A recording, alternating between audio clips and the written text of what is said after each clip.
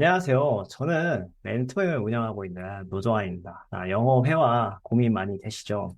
한국에서는 진짜 영어 공부를 10년 이상 안 해본 사람이 없는 것 같습니다. 근데 말이 잘 안 되는 것 같아요. 저도 2016년에 영어 회화 공부를 처음 시작했습니다. 그 전에는 대학교 가려고 이제 다들 그렇듯이 이제 문법 공부 열심히 하고 뭐 이제 뭐 단어도 많이 외우고 뭐 그런 식으로 영어 공부를 했습니다. 그런데 제가 해외여행을 친구들이랑 라오스에 한번 갔었는데, 이제 거기서 만났던 이제 외국인들이랑 이제 영어를 좀 써보려고 했는데, 정말 진짜 전 영어 잘하는 줄 알았는데, 말은 진짜 한마디도 안 나오는 거예요. 그래가지고, 이제 한국 돌아와서 영어 공부를 진짜 다시 내가 한번 해보겠다. 뭐 이렇게 생각을 하고, 이제 한국에 들어왔습니다. 그래서 이제 뭐 서점에 가가지고, 이제 뭐 영어 어학 서적 관련된 데 이제 코너 가서 뭐 영어 관련 말하기 관련된 학습서 하나 뭐 패턴 영어 회화 같은 근책 있잖아요. 뭐 100문장 이런 거. 그거 하고 이제 아메리칸 액센트 트레이닝이라고 무슨 발음에 관련된 책 하나 그리고 이제 문법에 관련된 책 그래머 인 뉴스 그거 하고 그리고 영어 학습법 뭐 영어 천재가 된 홍대리나 뭐 이제 다른 학습법 책들 몇 권 이렇게 사가지고 왔어요. 그래서 혼자 이렇게 하려고 했는데 진짜 이게 제가 그 발음부터 이제 해야겠다 해가지고 그 아메리칸 액센트 트레이닝이라는 책 그거를 이 테이프가 이렇게 들어있거든요. 카스트 딱 꽂아가지고 시작을 했습니다. 근데 그 딱 그 카스트를 틀고 제가 이제 교재를 펼쳤는데 그 빼곡히 막 이제 그 단어들을 다 연습을 해야 한다는 거예요. 그래서 막 듣고 따라 말하는데 와 이걸 진짜 어떻게 하지? 막 이런 생각이 들 정도로 막 하자마자 힘들어가지고 바로 덮었습니다. 그리고 이제 그럼 문장이나 한번, 영어 회화 문장이나 외워서 한번 해보자. 뭐 해가지고, 그걸 이제 또 펼쳤죠. 근데 이제, 사실 이제 교재라는 것 자체가 진짜 지루해가지고 할 수가 없습니다. 근데 이게 아무리 유용하다 해도 지루하니까 또 이것도 안 하게 되고. 그래서 이도저도 안 돼서 일단 학습법, 그 영어 천재가 된 홍대리인가? 그 책을 읽고 이제 보니까, 뭔가 믿음이 뭐 가더라고요. 제가 그 당시에. 그래서 보니까 이제, 나는 위지가 약해가지고, 이거 혼자서는 절대 안 된다. 돈을 내야 한다. 그래가지고 어학원에 강남에 위치한 그 어학원에 등록을 했습니다. 그래서 제가 하루에 5시간씩 한 8개월을 다녔어요. 그 이후로 지금까지 영어 공부 계속 해왔죠. 제가 이 경험에서 제가 뭘 느꼈냐면, 영어 공부를 어떻게 하면 되는구나. 그 사실이랑, 내가, 초보자 때 이런 걸 알았으면, 좋았겠다. 그렇잖아요. 초보자 때는 어떤 걸로 해야지 효과가 있지? 확신도 안 서고. 내가 효과 본 적이 없으니까. 그리고 또 방법을 선택해서 시작을 해도 이제 사실 옆에서 뭐 잡아주는 뭐 그런 게 시스템이 없으면은 그냥 좀 하다가 한두 달 해보다가 효과 없으면 또 그만두게 되고 또 새로운 방법이 나오면 또 그걸 해보지만 또 포기하게 되고 이걸 되게 반복하게 되는 것 같습니다. 그래서 이 영상을 통해서 제가 어떻게 공부를 해야 되고 그리고 구체적으로 방법까지 다 알려드리려고 합니다. 한국에서 영어 공부는 다 암기 위주였죠. 네, 그동안 계속 이거 외우고 또 외우고 외웠을 뿐 우리가 말해보는 그 경험이 거의 없었습니다. 왜냐하면 다 성적을 받기 위한 공부를 해왔기 때문이죠. 반면에 한국어를 어떻게 배웠는지 한번 생각해 보면 좋을 것 같아요. 우리가 아기 때 처음에는 그냥 이제 듣잖아요. 근데 엄마가 어떤 말 하는지 듣다가 계속 듣다 보면 익숙해지니까 나도 뭐 한마디씩 하게 되죠. 엄마 이런 식으로 한마디씩 하게 되다가 또 다른 단어들도 막 들을 거 아니에요. 그러다가 이제 살을 하나 붙입니다. 엄마 뭐 밥 줘. 이런 식으로 두 개의 어떤 단어를 붙여서 문장을 만들죠. 그 다음에 나이가 더 들면은 엄마 나 저거 사줘가 될 수도 있고 뭐 이제 내 친구랑 어제 뭐 놀았어. 이런 식으로 점점 문장이 길어지고 성인이 되면 더 길어지죠. 이런 식으로 우리가 살을 붙이면서 듣고 말을 하면서 이제 모국어를 익혔습니다. 자, 영어도 모국어를 우리가 배운 방식. 그러니까 이제 회화를 이제 내가 잘하고 싶다면 그 방식으로 접근을 해야 됩니다. 그동안 이 성적을 올리기 위해서 우리가 해왔다면 이제는 회화를 위해서 우리가 공부를 해야 된다는 것이죠. 예를 들어 우리가 병이 걸린 거예요. 병이 걸렸는데 의사가 이제 당신의 병은 뭡니다. 이렇게 말을 하죠. 그리고 나서 약을 처방해 줍니다. 우리가 약을 먹고 병을 치료하죠. 그런데 그동안 병을 성적이라고 알고 있었던 거예요. 그래서 아무리 암기하고 암기하는 그 약을 먹었지만 폐하가 당연히 될 수가 없죠. 병 자체를 잘못 진단했기 때문에. 이제는 제가 이제 회화가 병이라는 걸 알았으니까 어떻게 해야 되는지 그 올바른 그 처방에 대해서 이제 말씀드리겠습니다. 순서대로 제가 설명을 해드리겠습니다. 먼저 내가 알아들어야 되잖아요. 먼저 알아들을 수 있어야 되고 그리고 나서 상대방도 내 말을 알아들을 수 있어야겠죠? 그 다음에 내가 하고 싶은 말을 막힘없이 해야 할 겁니다. 그리고 이제 영어 언어 학습이 장기전이라서 한두 달 해서 되는 게 아니라 사실 6개월 이상 꾸준히 하셔야 돼요. 그래서 이제 초보자 입장에서 어떻게 해야 내가 이거를 끝까지 가지고 갈 수 있는 그 마인드셋 을 갖출 수 있는지 이제 그거에 대해서 말씀드릴 거고 먼저 듣기와 발음인데요. 자, 영상을 보고 다시 설명 이어서 할게요. 외국어를 언제 배웠냐에 따라 사용하는 뇌의 영역이 다르다는 연구 결과도 있습니다. 어릴 때 2개 국어를 배운 사람은 모국어와 외국어를 쓸 때 같은 뇌의 영역을 쓰지만 나이 들어 배운 사람은 별도의 영역을 쓴다는 겁니다. 나이 들면서 우리의 뇌는 모국어에 맞게 변화합니다. 그리고는 다른 언어를 받아들이는 일에 점점 더 인색해집니다. 그렇다면 어른이 되면 편안하게 외국어를 구사할 수가 없는 걸까요? Can you drop them off at the zoo? 무슨 말인지 잘 들리셨나요? Can you drop them off at the zoo? 글로 보면 쉬운 문장이지만 많은 분들은 쉬운 단어이라도 원어민이 하는 영어를 들으면 무슨 말인지 이해하기 힘들어합니다. Can you drop them off at the zoo? 그럼 같은 문장을 한국인의 발음으로 들어볼까요? Can you drop them off at the zoo? 원어민이 말할 때보다 더 알아듣기 쉬우셨죠? 왜 같은 문장인데도 원어민이 말한 소리는 알아듣기 어렵고 한국인이 말한 영어 문장은 잘 들릴까요? 그 이유는 원어민의 발성법과 한국인의 발성법이 다르기 때문입니다. 한국인은 말을 할 때 성대를 이용해서 발성을 하기 때문에 높은 주파수를 형성하며 소리가 높고 약합니다. 하지만 원어민은 배의 횡격막을 이용하여 복식 소리로 발성을 하기 때문에 소리가 저음이면서 울리고 더 크게 들립니다. 익숙하지 않은 원어민의 소리는 한국인의 귀에 언어가 아닌 단지 소리로만 인식이 되기 때문에 영어의 소리를 한국인의 뇌의 청각빗질에서 거부한다는 것입니다. 영상에서 보시다시피 성인이 되면은 평소에 우리가 잘 듣지 못하는 소리들은 다 튕겨냅니다. 그 뇌에서 튕겨내는 거 보셨죠? 그래서 어렸을 때, 아기 때는 사실 가만히 있어도 소리를 그냥 흡수하는 시기가 있어요. 생후 6개월까지인데 그 이후에는 점점 그냥 듣자마자 구별하는 능력이 퇴화가 돼서 이것을 자연스럽게 들을 수가 없게 됩니다. 그리고 이제 이 소리를 우리가 이제 구별하지 못해서 못 듣는 문제도 있지만 사실 원어민이 말을 빨리 하는데 그 속도대로 이해하지 못하기 때문에 들리지 못하는 문제도 있습니다. 원어민은 1분에 190단어로 이제 얘기를 한다고 하는데요. 근데 한국 사람들은 1분에 90단어 정도 수준으로 이해를 할 수 있기 때문에 말을 하는 그대로 이해가 안 되는 것이죠. 그래서 그 영어 듣기가 안 되는 그 문제가 있습니다. 그럼 어떻게 이 문제를 해결할 수 있을까요? 저는 영어 쉐도잉 방식을 추천하고 있습니다. 그 이유는 영어 쉐도잉이 영어 대사를 듣고 따라 말하는 학습법으로 알려져 있잖아요. 이것이 우리가 모국어를 배웠던 원리랑 같기 때문입니다. 그러니까 자연스러운 방식이죠. 뿐만 아니라 성인이 되면은 소리를 구별하는 능력이 퇴화가 돼가지고 아기처럼 자연스럽게 흡수가 안 되잖아요. 그래서 인위적으로 이거를 새로운 소리를 들으려고 구별하려는 연습을 해 주셔야 됩니다.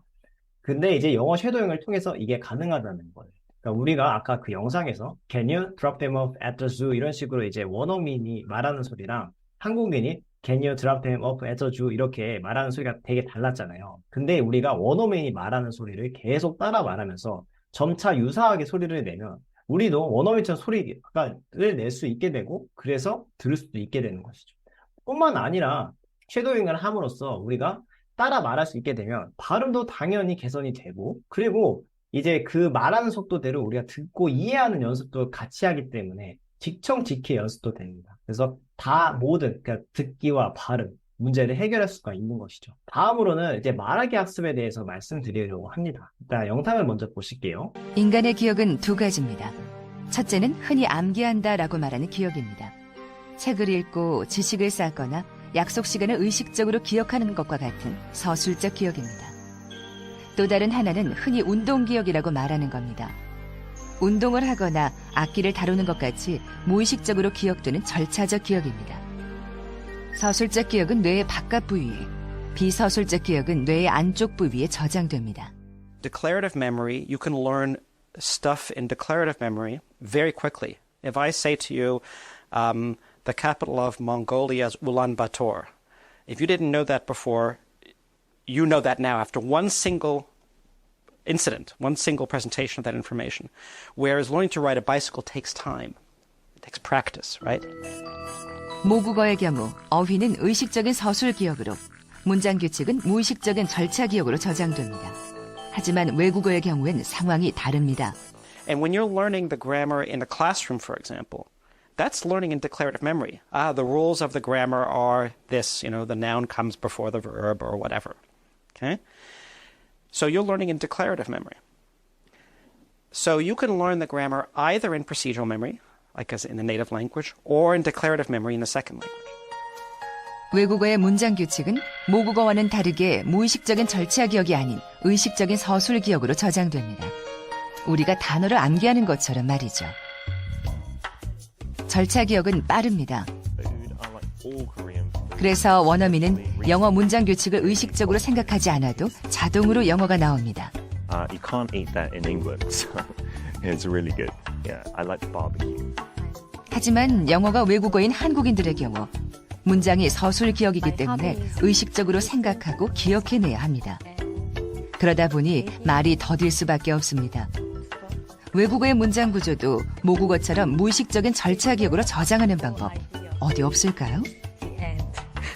Practice is what helps the student turn declarative knowledge into procedural knowledge. So first, when you're taught a rule, for instance, in English, the verb takes an S in the third person singular, that's really declarative knowledge. But obviously, if you want to learn to speak English fluently, you cannot just stick to that rule that you can recite. You have to be able, each time you use a verb in the third person singular, you have to be able to add that S there, so to speak. 반복된 연습은 외국어의 문장 규칙을 무의식 영역인 절차 기억으로 만듭니다. 그래서 보다 빠르게 언어를 할 수 있게 도와줍니다. 마치 컴퓨터의 램의 용량이 좋아져야만 처리 속도가 빨라지는 것처럼 말입니다. 집에 오자마자 게임과 인터넷을 하는 학생. 신기한 건 인터넷에서 대부분의 활동을 핀란드어가 아닌 영어로 하고 있다는 겁니다.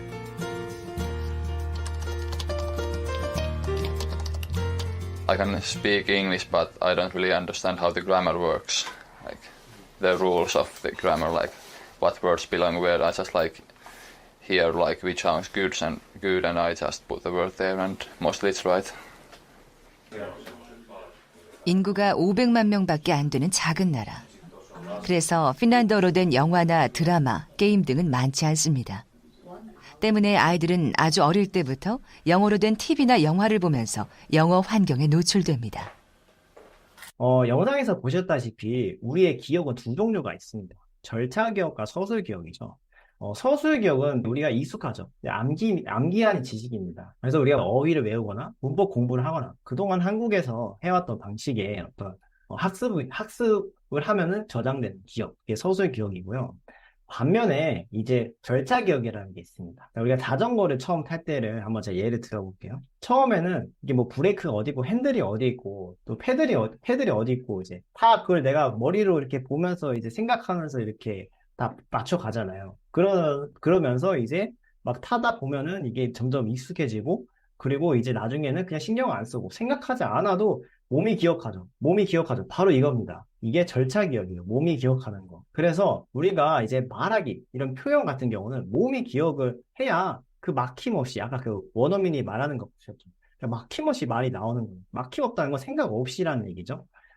예를 들어볼게요. 뭐, 가장 쉬운 표현으로 nice to meet you라는 표현이 있잖아요. 근데 이 표현은 우리가 정말 수도 없이 들어보고 수도 없이 말을 해봤기 때문에 그냥 0.1초도 안 돼서 이게 나오는 것입니다. 자, 이런 식으로 우리가 안 나오는 표현들 있잖아요. 새로운 표현들, 모르는 표현들, 이런 거를 계속 써보면서 말하기 학습을 해야 합니다. 자, 이제 마인드셋에 대해서 말씀드리고자 하는데요.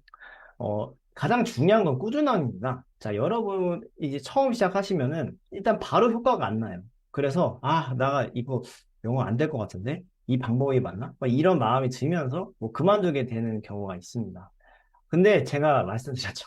단기전입니다. 저도 학원 8개월 다니고 나서야, 아, 이렇게 영어 공부하는구나라는 그 효과가 체감이 되더라고요.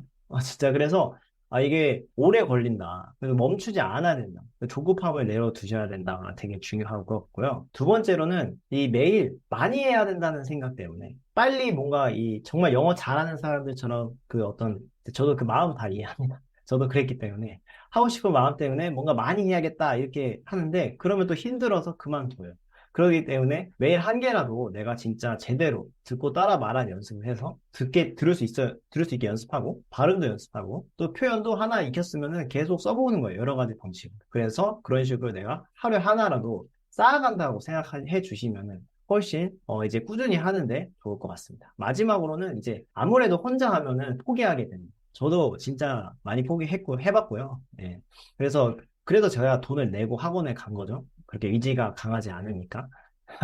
만약에 학원에 뭐 못 간다고 하시면은 온라인 영어 회화 스터디나 아니면은 뭐 오프라인 스터디, 챌린지 같은 것들 이용해 하셔가지고 같이 하시는 거를 최대한 추천드리겠습니다. 그래서 정리를 드리겠습니다. 자, 듣기와 발음은 두 가지죠. 소리가 안 들리는 거, 내가 소리를 몰라서 안 들리는 겁니다. 그래서 소리를 구분하는 연습, 그리고 영어 이해 속도를 높이는 거. 그러니까 이거 영어를 많이 접해보고 많이 이해를 해봐야 이건 늘어나는 것이라서 많이 접할수록 늘어납니다. 영어 듣기가 잘 되려면 시간이 오래 걸리는 이유가 여기 있습니다. 영어 쉐도잉 방법을 추천해 드렸고요.